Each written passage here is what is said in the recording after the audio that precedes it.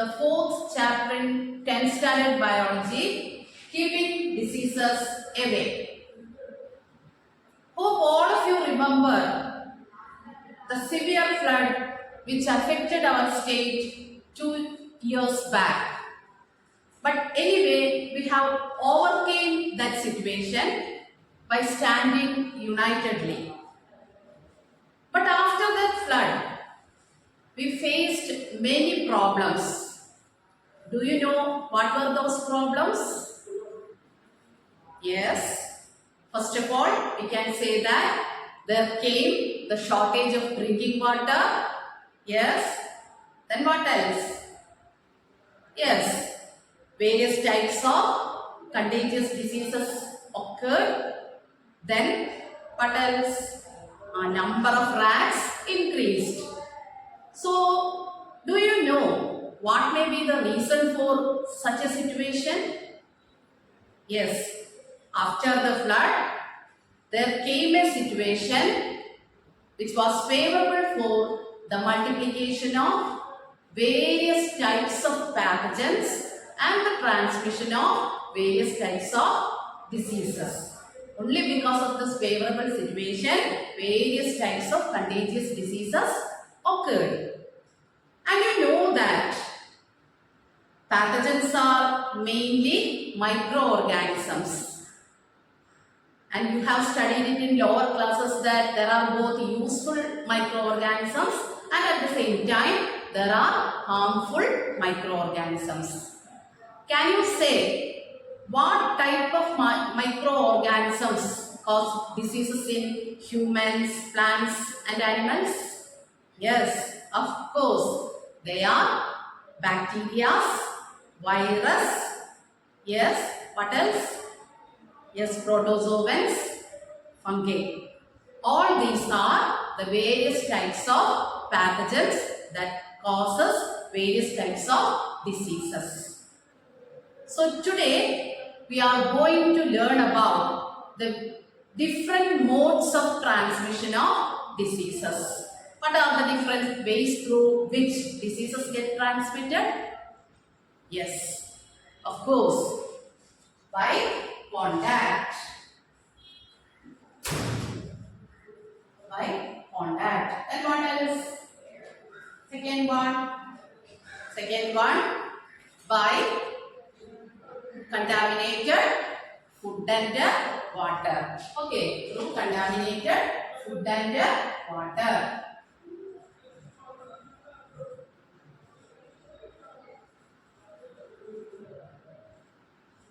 Contaminated food and water. Then what else? Anybody? Yes, through vectors. Then what else? Through coughing and sneezing. Then, of course, by contact with the infected person and by sharing their clothes. Okay, so these are the different modes through which diseases are getting transmitted. Okay, so in this class, we are going to deal with 3 bacterial diseases. Okay, first we are going to learn about 3 bacterial diseases. First one, it is rat fever. Rat fever. I told you it is a bacterial disease, isn't it? So, the causative agent is Leptospira. The bacteria is Leptospira. And this disease is also known as leptospirosis. Okay. So, when this bacteria enters into our body, they produce certain toxins. As a result, what will happen? The person gets severe fever, headache, muscle pain and redness in eye. These are the symptoms of this disease. I told you it is a bacterial disease and that bacteria is Leptospira. So the disease is also known as leptospirosis. So the bacteria which comes out of the urine of rat and dogs have the ability to remain alive in stagnant water and moisture. So when we step onto the stagnant water, these bacteria enter the blood through the wounds in our body. And as a result, when they enter the body, they produce certain toxins. And it affects the body cells, and in turn, it affects the blood capillaries, which in turn leads to internal bleeding. So I have already mentioned the symptoms of the disease. I hope all of you remember that. What are the symptoms of rat fever? Yes, come on, tell me, what are the symptoms? First one, severe fever, then headache, muscle pain and redness in eye. These are the symptoms of rat fever. So if you diagnose the disease early, we can overcome by using proper medication. Okay, I think it is clear for you. Rat fever, once again, the bacteria is Leptospira. The disease is also known as leptospirosis. Then symptoms, severe fever. Then what else? Headache, okay, muscle pain, then redness in eyes. These are the symptoms. Okay, shall we move on to the next one? It is also a bacterial disease, a very dreadful disease, and it is diphtheria. Diphtheria is a very dreadful disease, which is recently reported in some parts of Kerala. So it is very necessary we should study this thing, okay, about this disease. So it is also a bacterial disease, and the causative agent, it's a bacteria called Corynebacterium diphtheriae. The causative agent is a bacteria called Corynebacterium diphtheriae.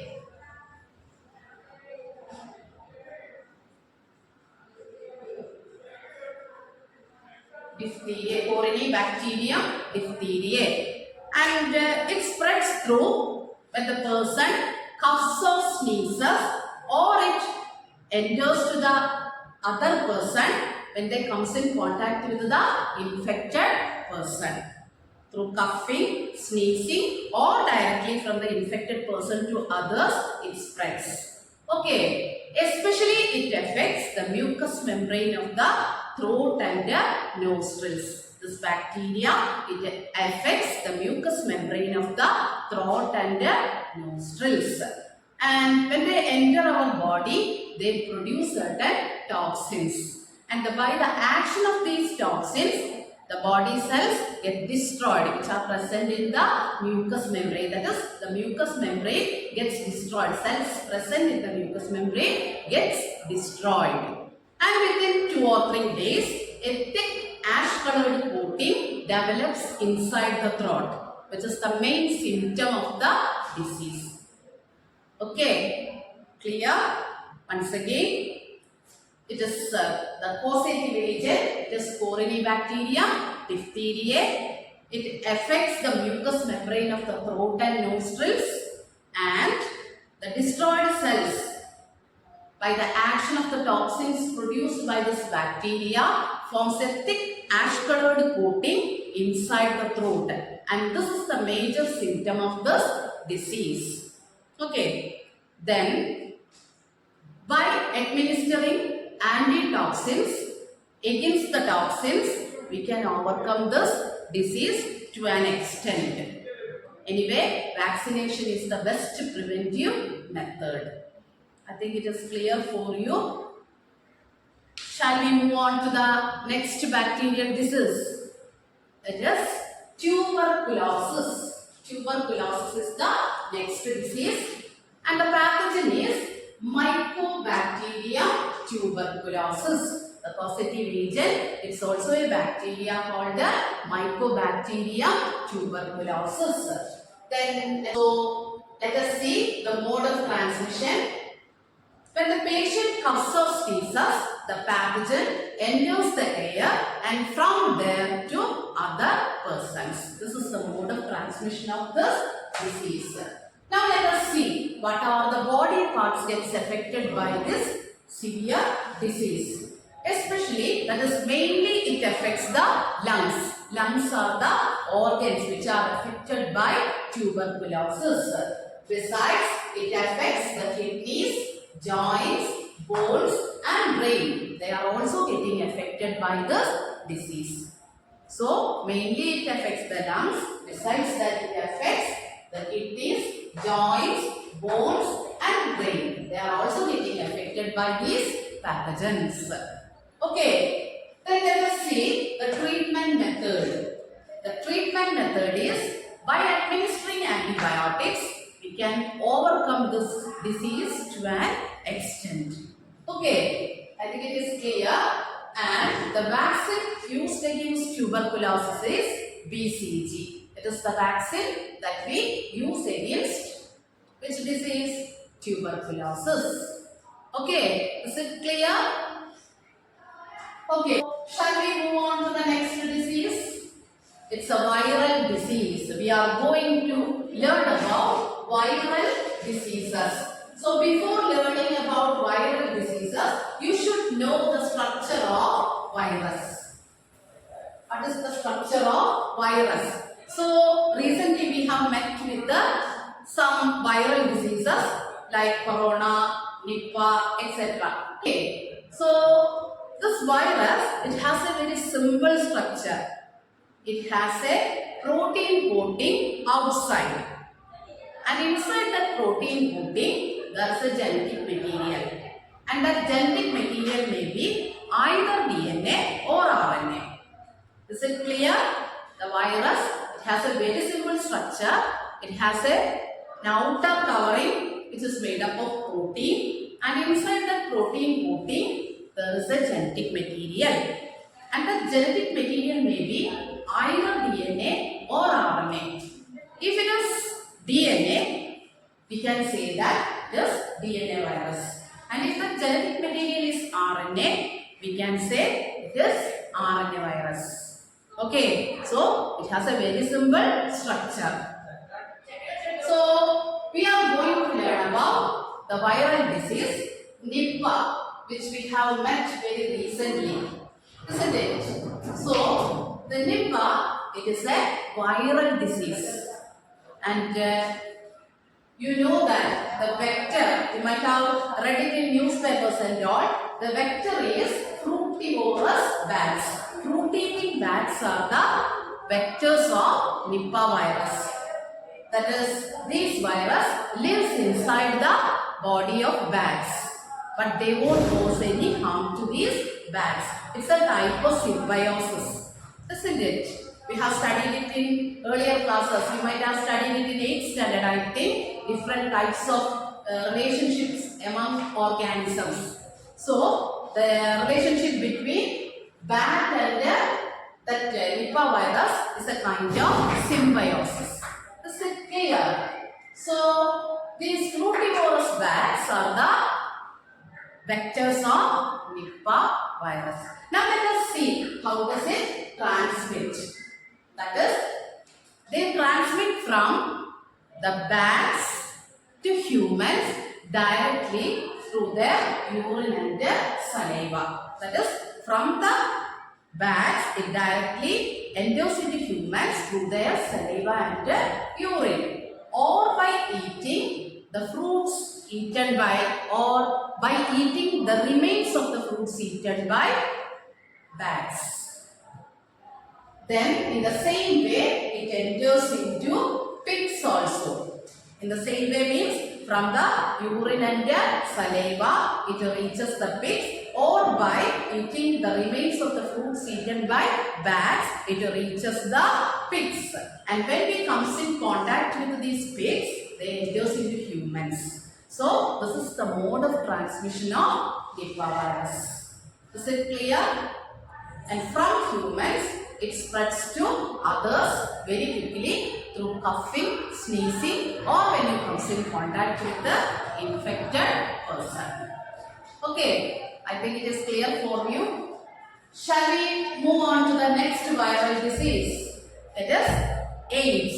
You all might have heard about AIDS. What is the full form of AIDS? Yes, acquired immunodeficiency syndrome. Okay, let us is also a viral disease. And the positive agent is the virus called the HIV. What is the full form of HIV? Yes, human immunodeficiency virus. That is the full form of HIV. So this disease is also a very dreadful disease. And there are certain ways through which this disease is getting transmitted from one person to another. Let us see what are the different ways through which this disease is getting transmitted.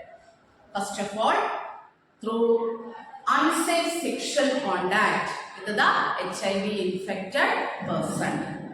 From the HIV infected person to others, if they have comes in contact, that is sexual contact with the HIV infected persons, it may get transmitted. Then from the HIV infected mother to its fetus. That is the second one. And the third one, through unsterilized syringes, needles and surgical instruments, by using these unsterilized syringes and other equipments, surgery equipments, and by receiving blood and organs contaminated with the HIV components. These are the different ways through which AIDS is getting transmitted. It is clear? Okay. Now let us see what are the different ways through which AIDS do not transmit.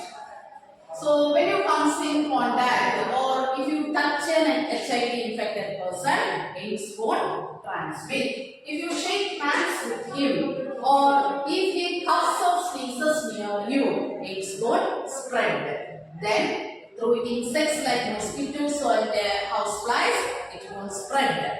Or if you share or staying together or using same toilet or taking bath in the same pond, AIDS do not transmit. AIDS spreads only through unsafe sexual contact from HIV infected mother to fetus, by sharing syringes and needles which are contaminated with the components of HIV, and by receiving HIV infected blood and body organs. These are the different ways through which AIDS is getting transmitted.